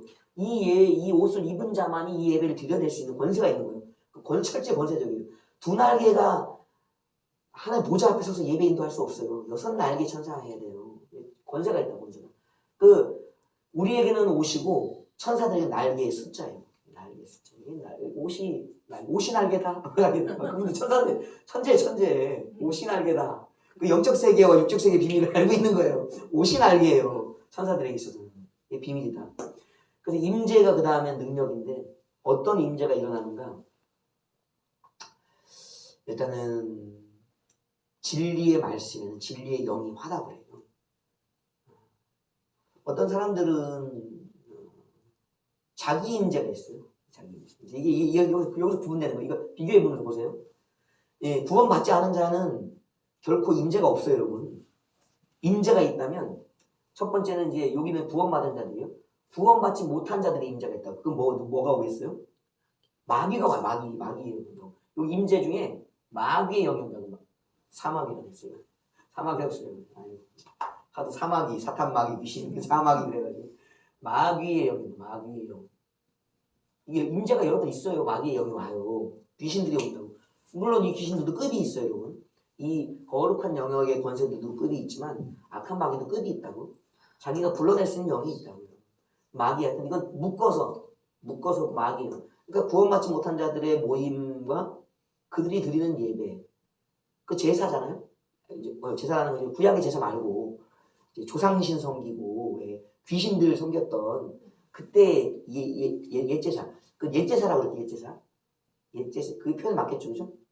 구약의 제사는 제사고 믿지 않았던 우리들이 드렸던 제사는 옛제사, 그죠? 불신의 제사 이거 할게요. 불신의 제사는 마귀의 영입니다. 마귀의 영. 그러니까 이 영이 오는데 이 영을 좋아해. 여러분, 자기 안에 있는 끼리끼리 뭐예요, 여러분? 동류가 모이는 거예요, 동류가. 여러분, 새들도 보세요. 무리지어 다녀요. 갑자기 황새가 독수리랑 놀지 않아요, 여러분. 참새가 까마귀랑 놀지 않아요, 여러분. 모든 만물이 그래. 그리고 인삼밭에 가보세요. 뭐가 있는지. 인삼씨가 퍼지는 거예요, 여러분. 버섯밭에 가보세요. 버섯인데 그 송이가 있어요, 여러분. 끼리끼리 모이는 게 원래는 인위적으로 심지 않으면요. 끼리끼리 모여요. 영적인 것도 보세요. 내가 세상에 복음의 씨를 뿌렸느니 예수님 말씀하셨잖아요. 가라지가 어디서 났냐. 그러니까 인위적으로 마귀가, 마귀적이죠. 가라지를 그 안에 더 뿌리지 않았으면 그 안은 뭐예요? 그건 생명의 영생이 알곡들이 있는 거예요. 가라지를 더 뿌렸기 때문에 그런 거라고. 끼리끼리 모이는 거예요. 마귀 자식은 다 어디 모여요? 음부, 지옥에 모인다고 장소적으로 구별되어 있어요. 마귀 영이 좋아해서 모이는 거 좋아해서. 그러니까 그가 드리는 예배, 제사, 그에게 임하는 영을 보면요. 그가 어떠한 부류의 사람인지를 알게 되는 거예요. 마귀의 영이 된다고 보시네요. 그러나 이제 구원을 받은 영역부터는 이제 누가 오시는가? 성령이 오시, 성령이 오셨다는 것은 마귀의 영과 성령을 우리가 이제 구분할 때 이름에 이 성품이 있다고 했잖아요. 이름에 마귀의 뜻이 뭐예요? 비난하는 자, 참소하는 자, 모욕하는 자. 그래서 계시록에도 보면은 다 마귀에 속한 사람들이 회개하지 아니하고 하늘의 주제와 주권자들, 하늘의 군대들을 향하여 뭐하더라? 비난하고 대적하고 원망하면서 불평하더라. 영이 서로 다르기 때문에 되어버린 거예요. 그것은 마귀, 비난, 마귀의 영이 있는 거예요. 사탄은 뭐의 뜻이? 대적하는 자예요. 반항하는 자, 저항하는 자예요. 그러니까 하나님에 대해서 대적하고 반항하기 때문에 사탄인 거예요. 비난하고 원망하기 때문에 마귀인 거예요. 귀신이기 때문에 더러운 거예요. 이게 저마다 이름이 부여되어 있다고. 근데 이름이 뭐예요? 성령이에요, 성령. 그러면 이 성자는 무슨 성자예요? 영인데? 거룩하다는 거예요. 그러니까 이건 믿음의 예배, 믿음의 제사. 믿음의 예배 제사라고. 당연히 성령이 임하시고 계시다? 그러면 그들의 여기 뭐가 있는 거예요? 믿음이 있다는 거예요. 예수님도 두세 사람이 모인 곳에 내가 너희와 함께 하겠다 그랬거든요. 예수님이 친히 오시기도 하고 아버지의 빛이 비추이시기도 하지만 보편적으로는 성령이 그들에게 임하신다. 그러니까 이게 믿음의 예배, 믿음이 있기 때문에 믿음을 인정해 주시는 거룩한 영이 오시는 거예요. 여기서부터 달라지게 돼요. 그러니까 마귀의 영이 오는데 가면 안 되는 거예요. 그들은 그 영을 받기 때문에 그들과 동화되어 간다고. 그래서 믿음의 예배를 드리는 성령이 임하시는 곳으로 찾아와야 되는 거예요. 근데 믿음의 사람과 큰 차이가 있는 거예요. 그래서 불신자들의 모임에 가면 안 돼요. 그리스도와 벨리알이 어찌 한 멍에를 매겠냐. 낼 수가 없는 것이요. 영이 다르기 때문에 그런 것이에요. 그 다음에 이제 이 성령이 임하신다는 것만 해도 엄청난 일입니다. 그가 구원을 받았으니 확실해지는 거예요. 그래서 어떤 사람들은 그래요. 너 구원 받았냐 안 받았냐 막 그 얘기하잖아요. 그러면서 이제 은사 방언 얘기하잖아요. 그 왜 그러냐면 이 성령이 오셨을 때에 터쳐주셨던 열어주셨던 은사가 있기 때문에 성령이 나와 함께 계시다. 외적 증거예요. 내적 증거는 성령의 내주와 임재, 그리고 또 외적 증거는 은사들을 통해서 구원받았어요. 믿음의 예배를 드린 자였다라는 것이 이제 확인되어지는 것이에요. 이거는 근데 없어. 임재가 없어. 어떻게 되는 거예요? 뭘 점검해 봐야 돼요? 구원과 믿음을 점검해 봐야 돼요. 큰일 난 거예요. 성령. 임재적인 것이 그 중요한 거예요. 그 다음에 이제 사역적으로 사역의 속옷이라고 불리는 세마포를 입었다면 이제 그 장소가요. 변화예요. 변화산의 이야기 그것이 우리에게서도 일어날 수 있는 것이에요. 왜? 그 장소를요. 거룩한 성소로 바꿔내는 거예요. 그러니까 이 정도에 가면은 바울이 얘기했던 것이 뭐냐면 너희가 하나님의 성전인 것을 알지 못하냐? 이것을 그냥 사람들이 그냥 쉽게 얘기하면요. 예, 성전화. 성전화는 한다는 게 아니에요. 그런 의미가 아니고 성전 되어진 거예요. 성소가 되고. 그러니까 성전 내가 몸인데 그냥 성령이 임하셨어가 아니에요. 임하신 것만 하는 거 대부분 뭐냐면 은혜 받았다고 얘기하냐면 임재 여기 있는 거예요. 대부분. 성령이 오셨어. 은혜롭죠. 은혜로워. 근데 은혜가 지속이 안 되는 거예요. 성소가 안 되기 때문에. 내주화가 되는 것에 성소화는 내주의 내. 내주와 내주가 있습니다. 오셨다가 떠나는 것이 있고 오셔서 떠나지 않으심이 있어요. 성소 되어지. 내주가 계속 되잖아요. 그럼 내 안이 기물이 되는 거지. 기물이. 성막 성소가 있잖아요. 지어진 다음에 하나하나 자리를 잡아가잖아요. 이것이 자기가 몸이 변화돼요. 그걸 바울은 알았다고. 내 몸이 변하는구나를 몸의 변화를 내 몸이 성전이 되었다. 머물러 계신 너희가 성령이 계심을 알지 못하느냐라고 했던 걸 넘어서는 게 뭐냐. 내 몸이 성령이 만들어 가신 성전화가 내 안에 있는. 그러니까 내 안에 이것이 완성되면 뭐가 일어나는 거죠? 심령 예배가 일어나는 거예요. 천국이 내 안에서 경험되어집니다. 그 심령 천국과 이거는 거의 같은 수준이에요. 이것이 없어. 이것이 거의 안 돼. 이것도 사역자도 있는 거예요, 사실은. 성전화되는. 이게 세마포 입은 자들, 구원의 사역자들 이런 사람이 하는 거예요. 만약 대제사장의 영역에 가면요. 예수님이 하셨던 변화산의 영역. 누가 와요? 모세와 엘리야가 예수님과 대화하는 거예요. 여러분, 그게 이스라엘에 있었던 게 있겠어요. 이스라엘은 그걸 어디서 배우는지 아세요? 신의 산에서 배워요. 신의 산. 그래서 신의 산 사건은 그냥 오셔서 율법 주셨대, 십계명 주셨대. 그게 아니에요.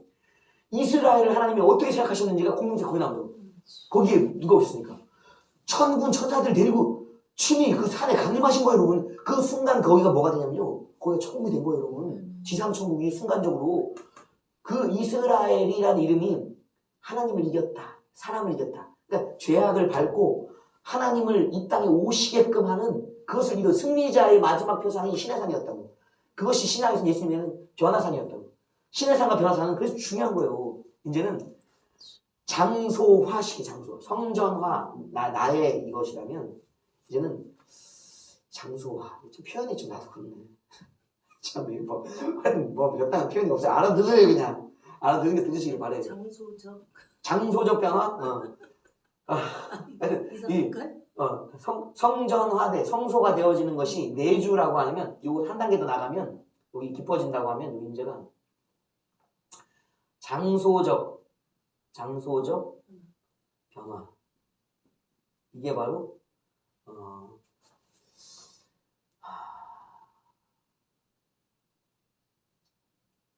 영화된다. 영화라는 표현을 씁니다. 영화로. 우리가 마지막을 견인되어 가서 마지막에 성화해서 견인되어서 영화라고 얘기하잖아요. 그러니까 거룩해져서 자꾸 그 하면 마지막은 뭐냐면 장소까지도 이제 영화로운 것이 그게 낙원이잖아요. 천국이잖아요. 장소까지도 이렇게 이 땅에서도 순간으로 그렇게 되었다고. 그러니까 다니엘도 마찬가지로 예수님을 만나고 천사장들을 만나는 일이 다니엘 환상에 있잖아요. 그 몸은 거기 있어요. 자기는. 근데 순간 뭐가 되는 그 장소가 천사들이 있는 장소가 되는 거고요. 주님이 계신 장소가 되는 거예요. 그 장소를 만들어내는 능력 이것이 바로 마지막 최종적인 대대장. 이건 아무나 할 수 있는 게 아니에요. 하늘이 열린 자만이 할 수 있는 것이에요. 이게 참 어려운 얘기입니다. 구약에도 몇몇 되지 않아요. 그 대표적인 예가 에녹과 300년을 내주 동행이에요. 내주라는 것은요, 늘 모시고 있는 거고, 동행은요, 함께 걷는 거예요. 함께, 어딜 가시든 나와 함께 하시는 거예요. 장소적으로 어딜 가도, 그게 바로 마지막 단계, 영화로운 단계. 이게 마지막 임재적인 영역의 예배라는 것이거든요. 어느 예배를 드리고 있는지 점검해 봐야 돼요. 그래서 내 예배가 어느 수준이냐에 따라서 이제 차이가 나기 시작한다. 시간 없대. 거의 다 됐어요? 그럼 여기까지 하고 다음 시간에 또 이어서 나머지를 또 진행하겠습니다. 수고하셨어요. 수고하셨습니다. 아이고 딱